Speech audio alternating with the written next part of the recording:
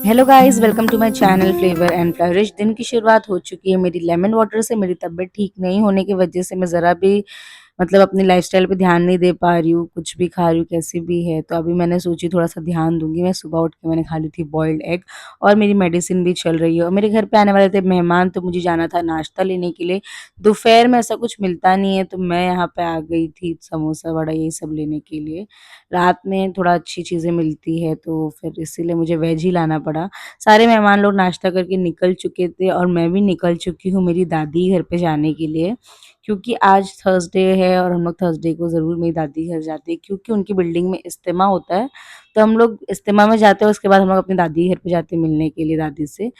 और यहाँ मैं आके बता रही हूँ कि यहाँ पे बन रही है चाय। तूबा के साथ मैं बात कर रही थी कि तूबा आज तू चाय बनाएगी। और यहाँ पे मंगा ली थी मैंने पानी पूरी। और पानी पूरी सबको पसंद है और मेरी दादी को खाना था, तो मेरी अम्मी ने बोले थे जाओ लेके आओ। तो मेरे भाई से मैंने पानी पूरी मंगा ली थी। और यहाँ पे मेरी फूप्पू का घर रेंटेड रेंटेड अपार्टमेंट है, तो कुछ भी इतना ऑर्गेनाइज है नहीं, तो इसके अंदर सारे बर्तन रहते, तो उसी में से मैं निकाल रही थी ये बोल वगैरह और सारी चटनी वगैरह सब निकाल दी थी। और तूबा यहाँ पे बना रही मस्त गरम-गरम अदरक वाली चाय, जो कि मेरी बहन बहुत मेहनत करती है, काम करती है माशाल्लाह घर का। और यहाँ पे मैं प्लेट लगा रही हूँ मेरी दादी और मेरी अम्मी की।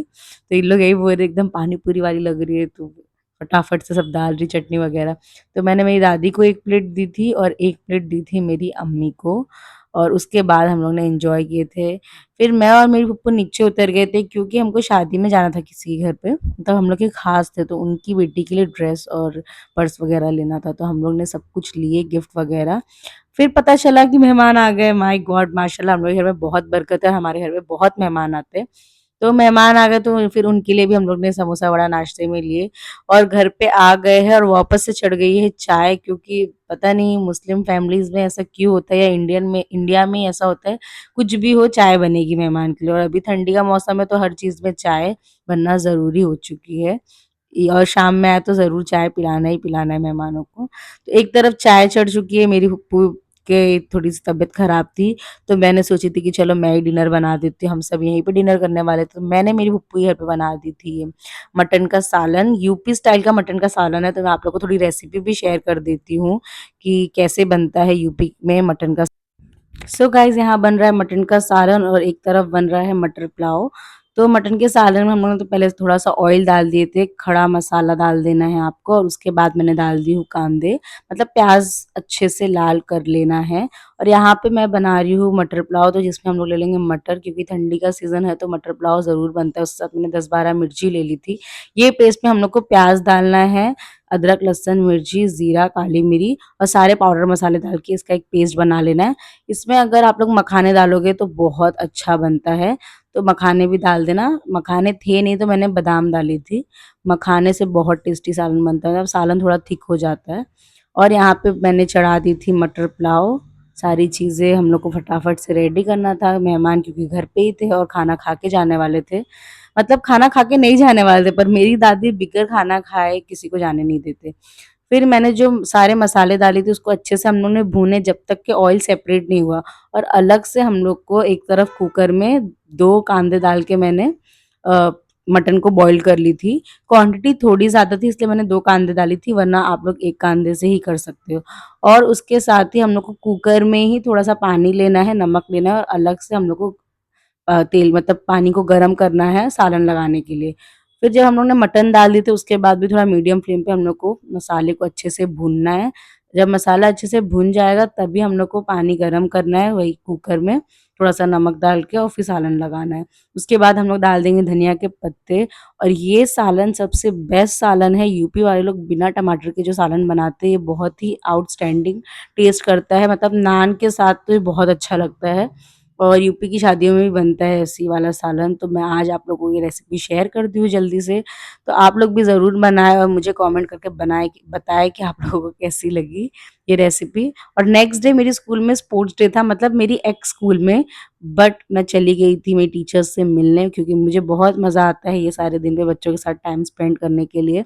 तो एक टर्फ बुक किए थे और बहुत बहुत ही छोटा फंक्शन किए थे इस बार, क्योंकि हमारे स्कूल में किड्स बहुत कम थे ये साल। तो अगर आप जोगेश्वरी में रहते हो, सो स्कूबी डू स्कूल में ज़रूर एडमिशन लें अपने बच्चों का, मतलब जो सीनियर, जूनियर, नर्सरी, पीजी के लिए, क्योंकि बेस्ट प्री स्कूल है और टीचर्स भी, स्टाफ भी बहुत अच्छे हैं यहाँ के, और यहाँ की पढ़ाई बहुत अच्छी होती है। अगर आप चाहो तो इनका इंस्टाग्राम हैंडल भी चेक कर सकते हो, स्कूबी डू प्री स्कूल का।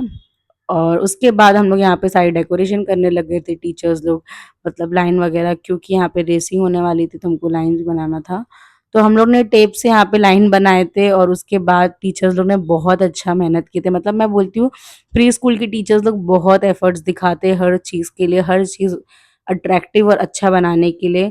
फिर यहाँ पे मेडल्स थे बच्चों के, सर्टिफिकेट्स थी और सारी चीज़ें थी, और बच्चों के लिए हम लोग ने ड्राइंग पेपर लेके आए थे ताकि बच्चे बोर ना हो और टीचर्स को भी डिस्टर्ब ना करे। तो यहाँ पे सर्कल पे सारे बच्चे बैठे थे और यहाँ पे टीचर्स लोग ड्राइंग पेपर वगैरह डिस्ट्रीब्यूट कर रहे थे। जो भी ड्रॉ करना है करो, कलर करो, ये वगैरह-वगैरह। फिर उसके बाद ब्लॉक्स वगैरह भी लेके आए थे कुछ बच्चों के लिए, और यहाँ पे इन लोग का फंक्शन स्टार्ट हो गया है। पहले था उनका नेशनल एंथम था, और उसके बाद ये परेड थी, जो कि बहुत ही अच्छा मतलब किए थे बच्चे लोग ने, और मुझे बहुत अच्छा लगता है बच्चों को ऐसे देखते हुए, और टीचर्स की इतनी मेहनत। सो पेरेंट्स को भी प्राउड फील होता है कि उनके बच्चे इतने आगे बढ़ गए, इतना कॉन्फिडेंट आ गया उनके अंदर, क्योंकि जब वो प्री स्कूल में एडमिशन लेते हैं तो वो कुछ भी नहीं सोचते कि उनका बच्चा कुछ कर पाएगा या उनके बिना रह पाएगा, बट एट द एंड जब ईयर के एंड में उनको रिजल्ट देखने मिलता है तो वो बहुत खुश होते हैं, पेरेंट्स भी। सो गाइज़, यहाँ पे बच्चों की परेड हो रही थी, और उसके बाद इन लोग का डांस था, रेस था, वो सारी एक्टिविटीज़ थे। बहुत बच्चों ने एन्जॉय किए थे यहाँ पे, और हम लोग ने मेड भी लेके आए थे मौसी को, ताकि हेल्प हो जाए। और उसके बाद यहाँ पे बच्चों का परफॉर्मेंस था, और ये सारी चीज़ें करने के बाद हम लोग टीचर्स लोग भी बहुत थक गए थे। सो आप लोग थोड़ा परफॉर्मेंस एन्जॉय करो, मैं आगे आपको बताती हूँ फिर हम लोग ने क्या-क्या किए टीचर्स लोग ने उसके बाद।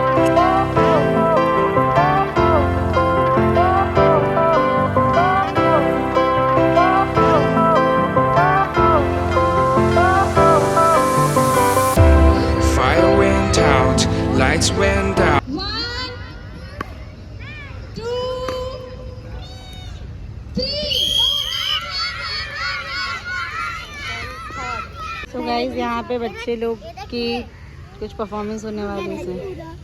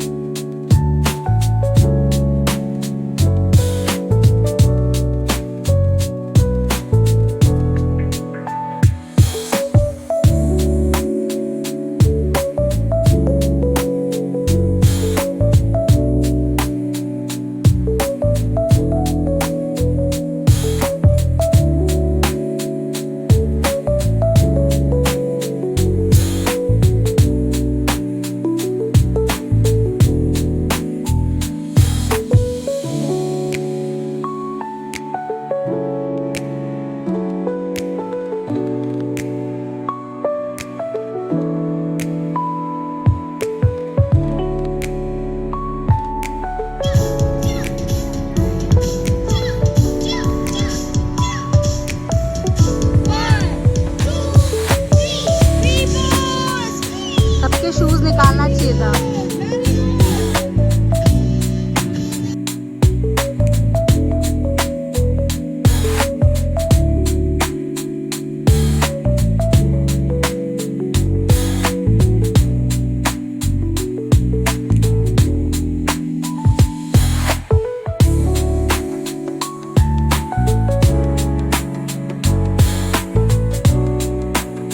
सो गाइज़, ये लास्ट इवेंट था, उसके बाद सारी टीचर्स लोग पैकअप करके निकल चुके थे, और स्कूल जाने के बाद हम लोगों ने डिसाइड किया था कि हम लोग कहीं खाने जाएँगे।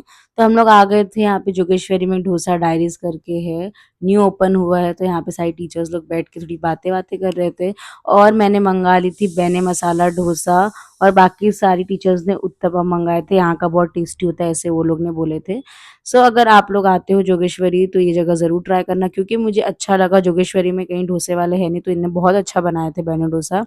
उसके साथ मैंने ली थी फ़िल्टर कॉफ़ी। तो ये था मेरा आज का दिन। Hope you like this vlog. अगर आप लोगों को मेरी वीडियो अच्छी लगी तो please like, share and subscribe to my channel. Bye.